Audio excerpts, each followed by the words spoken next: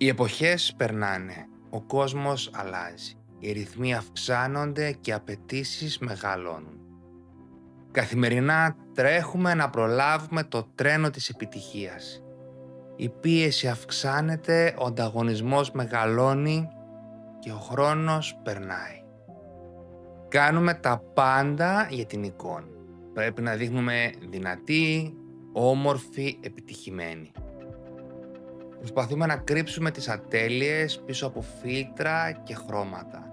Να μην φανούν οι αδυναμίες, οι φόβοι, η αγωνία. Προσπαθούμε να πείσουμε ότι όλα πάνε καλά. Χτίζουμε μια εικονική πραγματικότητα. Δείχνουμε κάτι που δεν είμαστε, γιατί αυτό πουλάει. Γιατί αυτό επιβραβεύεται. Και γύρω μας καθρέφτες. Παντού καθρέφτες. Αλλά δεν βλέπουμε πάντα αυτό που θέλουμε. Γιατί κάθε ψέμα δημιουργεί ένα χρέος απέναντι στην αλήθεια. Και αυτό το χρέος αργά ή γρήγορα θα πληρωθεί.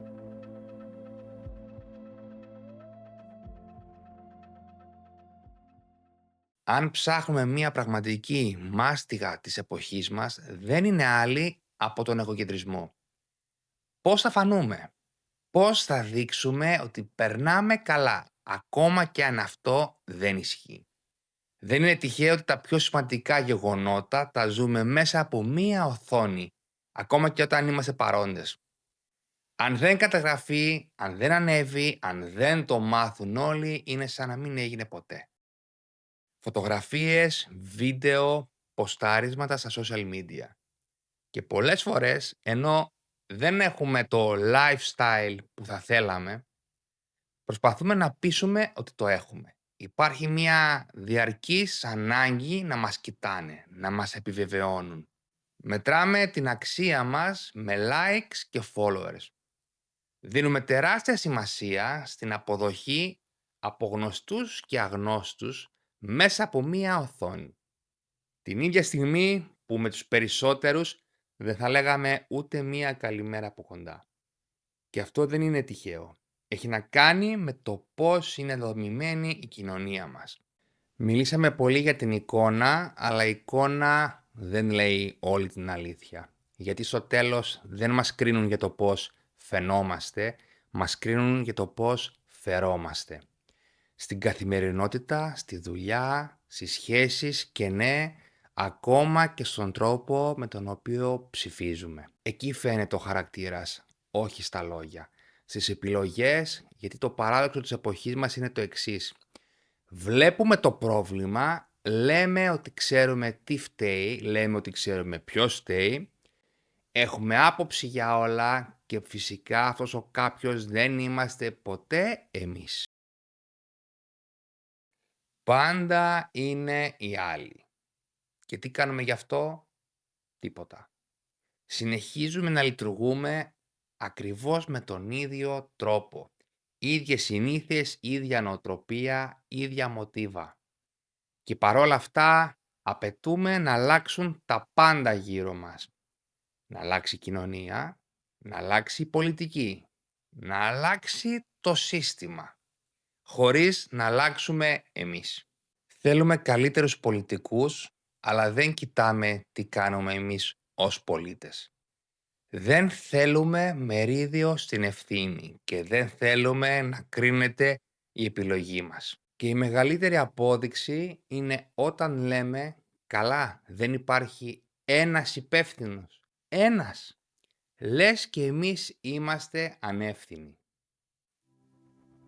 Θέλετε να κάνουμε ένα πείραμα? Αν ρωτήσουμε ταυτόχρονα 10 εκατομμύρια Έλληνες, ποιος πιστεύετε ότι φταίει για το χάλι της κοινωνίας μας? Πόσοι λέτε θα πούν εγώ? Μέχρι εδώ μιλήσαμε για εικόνα, για social media, για κοινωνία. Πάμε τώρα να μιλήσουμε για κάτι πιο χειροπιαστό, την καθημερινότητα. Εκεί που δεν χωράνε θεωρίες, ούτε δικαιολογίες. Δείτε πώς συμπεριφερόμαστε στον δρόμο. Διπλοπαρκάρουμε, προσπερνάμε Όπου μας βολεύει, μιλάμε στο κινητό. Πατάμε την κόρνα για να ξεσπάσουμε. Και αν μας γράψουν θα πούμε καλά, εμένα βρήκαν, αφού όλοι έτσι κάνουν. Δηλαδή, ο κανόνας ισχύει, αλλά όχι για μας. Λέμε ότι θέλουμε μια καθαρή πόλη, καλύτερη ποιότητα ζωής. Αλλά το πετάμε το σκουπίδι όπου να είναι. Το τσιγάρο στο πεζοδρόμιο, το χαρτί από το παράθυρο και μετά λέμε σε τι χώρα ζούμε. Αν ρωτήσεις όμως, όλοι θα σου πούν το ίδιο. Εγώ δεν το κάνω αυτό. Πάμε λίγο και στη διαφθορά. Λέμε ότι όλοι κλέβουν, ότι η πολιτική είναι βρώμικη. Την ίδια στιγμή όμως θα ρωτήσουμε, χωρίς απόδειξη, πόσο. Και εδώ θέλω να κάνω μία ερώτηση. Αν πούμε ότι κλέβουν 100 άνθρωποι και πιάσουν αυτόν που έχει κλέψει τα λιγότερα, είναι άδικο? Δηλαδή το μέτρο σύγκρισης ποιο είναι? Οι άλλοι ή ο νόμος? Η διαφθορά δεν ξεκινάει ψηλά, ξεκινάει χαμηλά. Διότι αυτοί που είναι ψηλά, κάποιος τους έβαλε. Συνήθως όχι τζάμπα. Δεν γίνεται να είμαστε όλοι νομοταγείς και τυχαία η πολιτική μας να είναι διεφθαρμένη. Και αν θέλεις να δεις την κοινωνία σε συμπίκνωση, κοίτα το ποδόσφαιρο. Διαφθορά, φανατισμός, οι δικοί μας, οι άλλοι. Αν μας ευνοεί η αδικία όλα καλά, αν ευνοεί τον άλλον, ουρλιάζουμε. Ο διαιτητής είναι διεφθαρμένος μόνο όταν μας αδικεί. Το ποδόσφαιρο δεν είναι το πρόβλημα, είναι ο καθρέφτης της κοινωνίας. Και κάπου εδώ όλα βαίνουν. Θέλουμε δικαιοσύνη, αλλά επιλεκτικά. Θέλουμε κανόνες, αλλά μόνο όταν μας συμφέρουν.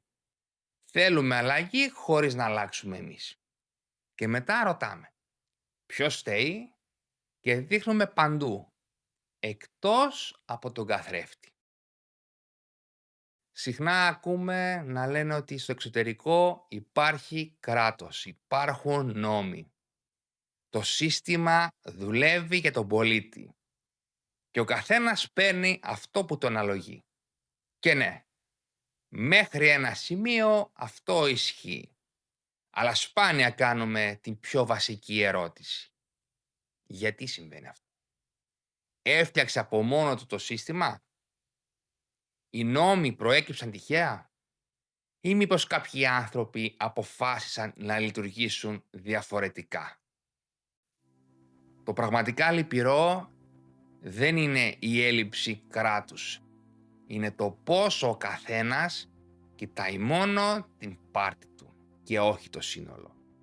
Είμαστε όλη μέρα με ένα κινητό στο χέρι και δεν σηκώνουμε καν το κεφάλι να δούμε αν έξω έχει ήλιο ή αν βρέχει. Αφήνουμε τις σημαντικές αποφάσεις στους άλλους γιατί εμείς δεν έχουμε χρόνο, γιατί δεν έχουμε γνώση ή απλώς γιατί δεν μας νοιάζει. Αλλά ο κόσμος δεν αλλάζει έτσι. Για να αλλάξει ο κόσμος πρέπει πρώτα να αλλάξει ο τρόπος που ζούμε εμείς.